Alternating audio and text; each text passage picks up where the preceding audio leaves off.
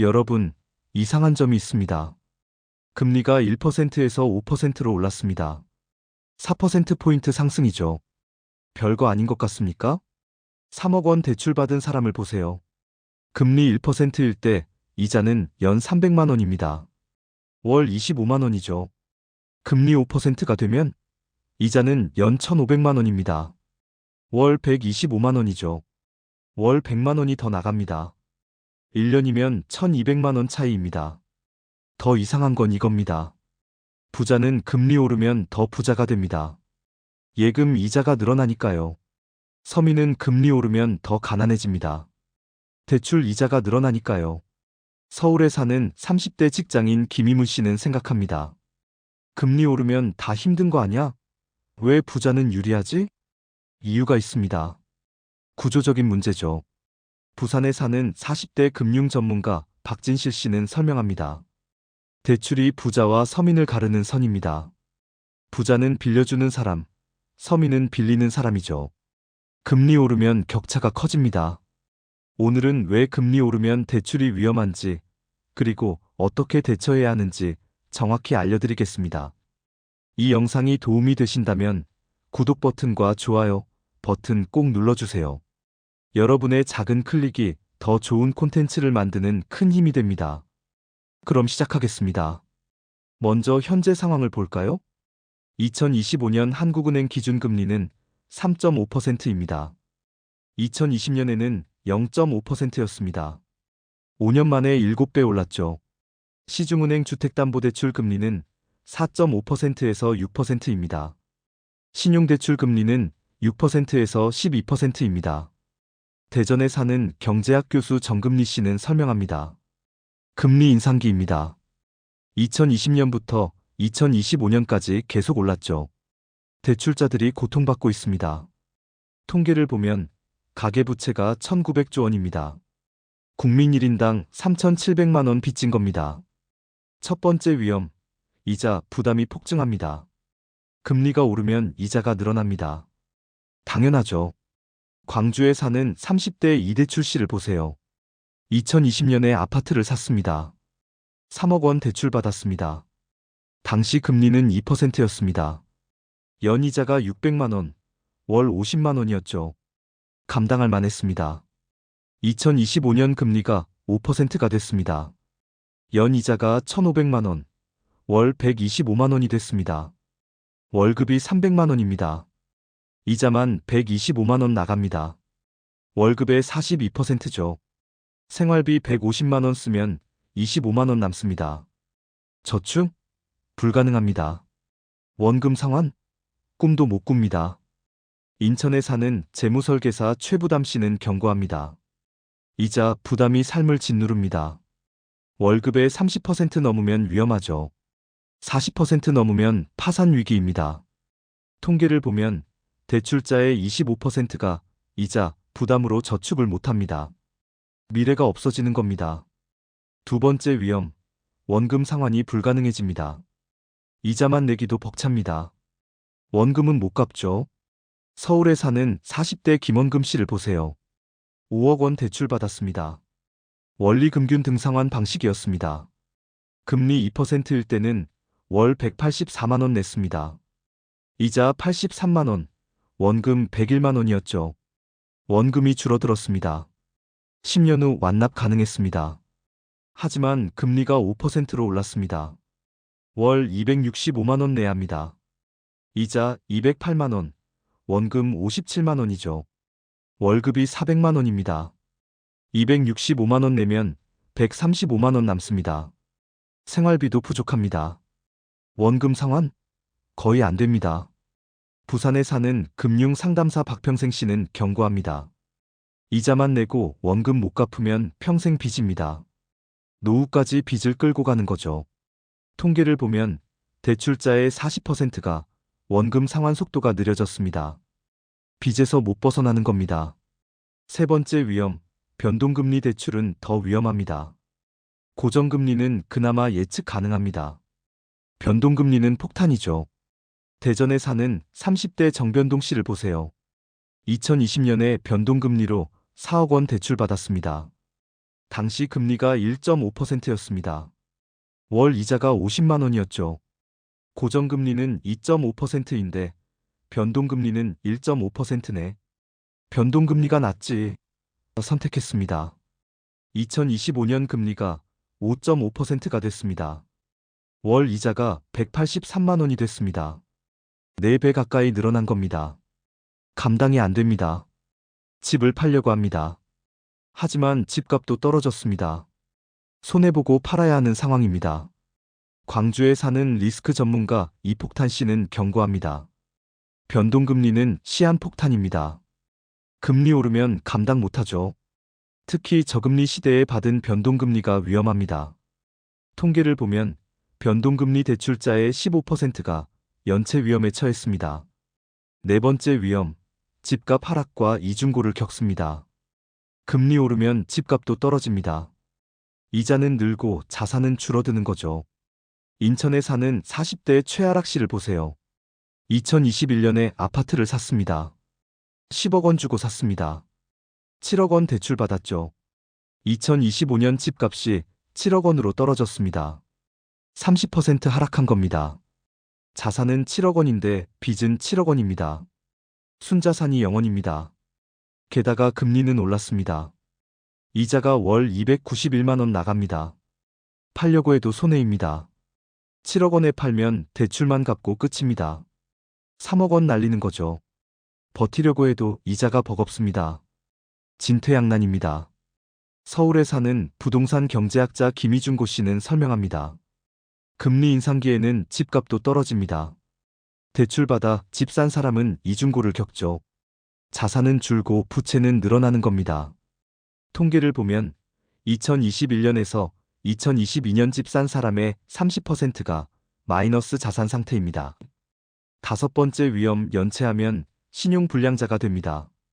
이자를 못 내면 연체됩니다. 신용점수가 떨어지죠.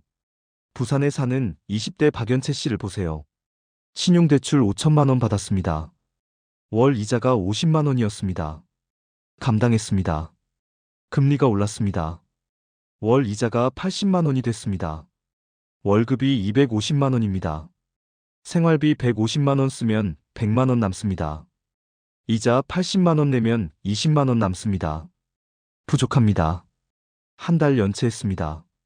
신용점수가 100점 떨어졌습니다. 2달 연체했습니다. 신용점수가 200점 더 떨어졌습니다. 신용불량자가 됐습니다. 대출 못 받습니다. 신용카드도 정지됩니다. 취업도 어려워집니다. 대전에 사는 신용전문가 정불량 씨는 경고합니다. 연체는 인생을 망칩니다. 신용불량자가 되면 회복이 어렵죠. 10년 이상 갑니다. 통계를 보면 2025년 신용대출 연체율이 2%를 넘었습니다. 100명 중 2명이 못 갚는 겁니다. 여섯 번째 위험, 부자는 오히려 이득입니다. 부자는 빌려주는 사람입니다. 금리 오르면 이득이죠. 광주에 사는 60대 이부자 씨를 보세요. 예금이 10억 원 있습니다. 빚은 없습니다. 2020년 금리 1%일 때 이자, 수입이 연 1,000만 원이었습니다. 2025년 금리 5%가 되니까 이자, 수입이 연 5천만 원이 됐습니다. 4천만 원 늘어난 겁니다. 일 안 해도 5천만 원 벌리다. 중산층 연봉만큼 벌죠. 더 부자가 되는 겁니다. 반면 서민은? 인천에 사는 30대 최서민 씨는 예금이 1,000만 원 있습니다. 대출이 3억 원 있습니다. 2020년 예금 이자 10만 원 받고 대출 이자 300만 원 냈습니다. 순손실 290만 원이죠. 2025년 예금 이자 50만 원 받고 대출 이자 1,500만 원 냅니다. 순손실 1,450만 원이죠. 1,160만 원 더 손해보는 겁니다. 서울에 사는 경제학자 김격차 씨는 설명합니다. 금리 인상은 부자에게 유리합니다. 자산이 많고 빚이 없으니까요. 서민에게 불리하죠. 자산은 적고 빚이 많으니까요.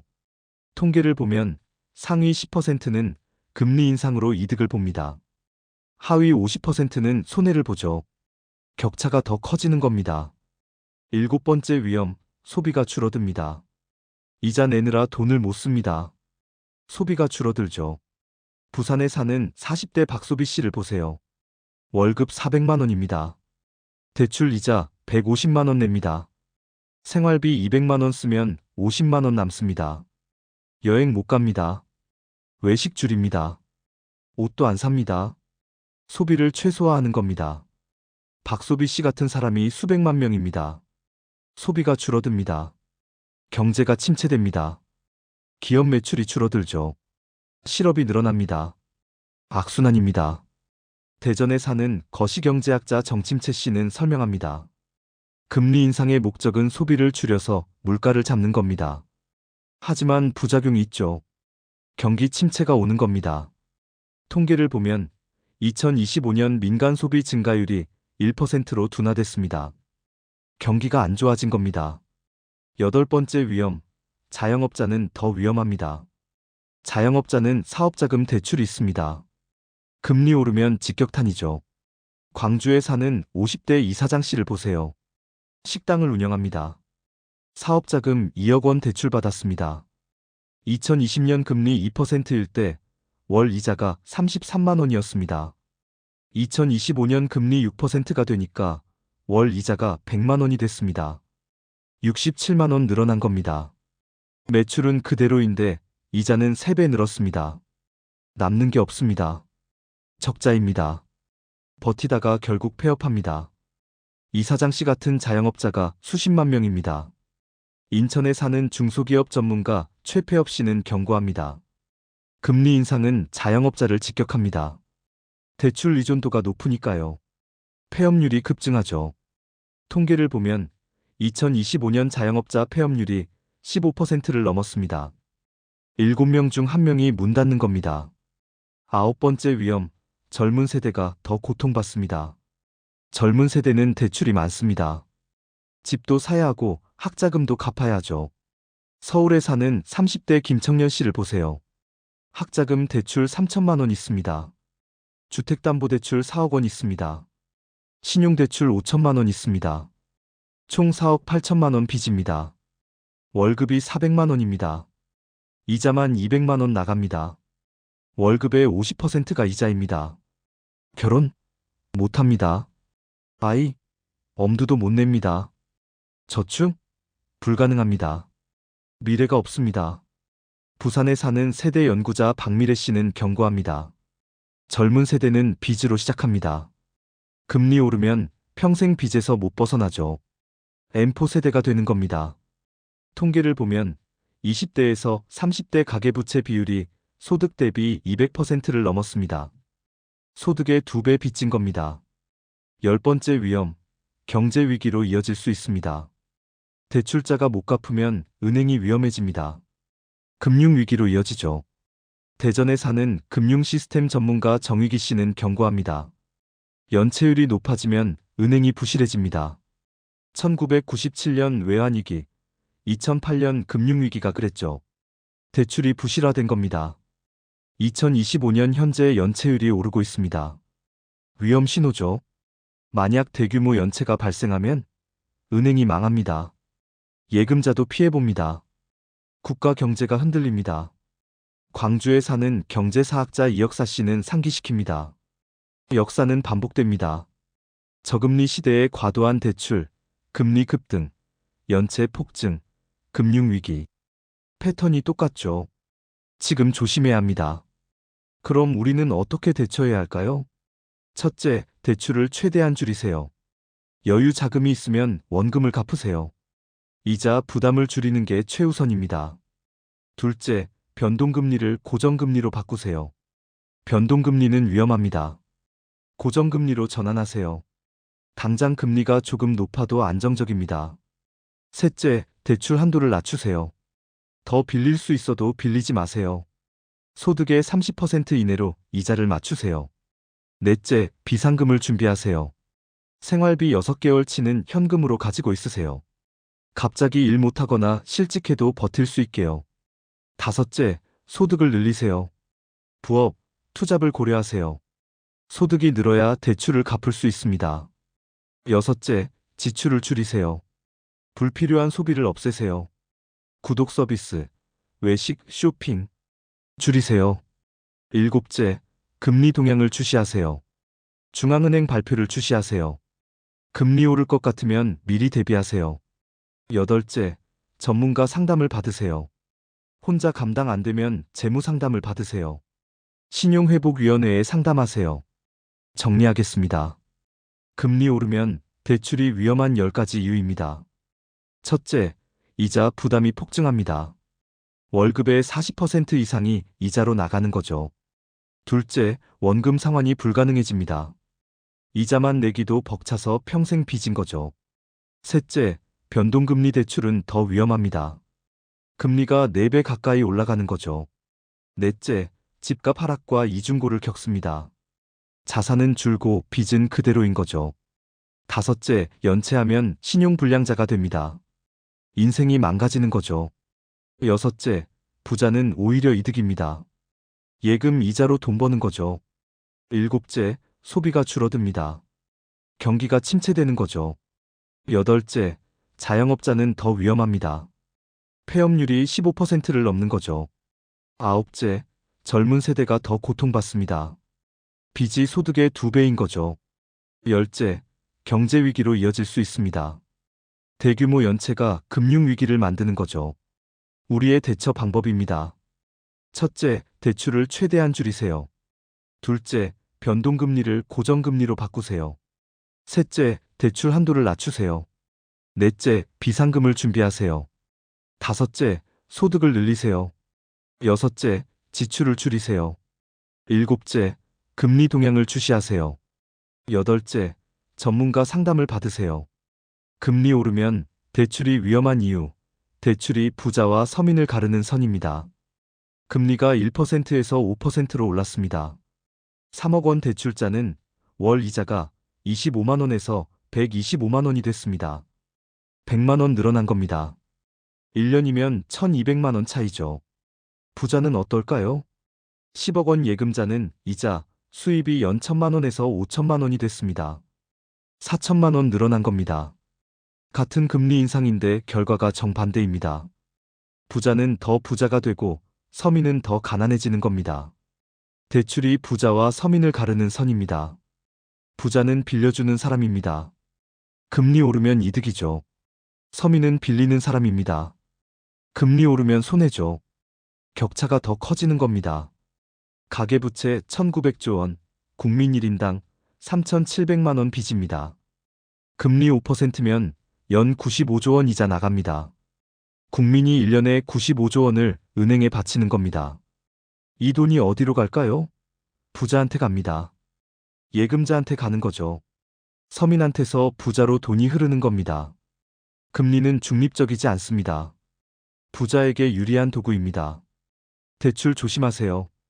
빚은 자유를 빼앗습니다. 미래를 빼앗습니다. 꿈을 빼앗습니다. 금리 오르면 더 위험합니다. 지금 당장 대출을 줄이세요. 변동금리를 고정금리로 바꾸세요. 비상금을 준비하세요.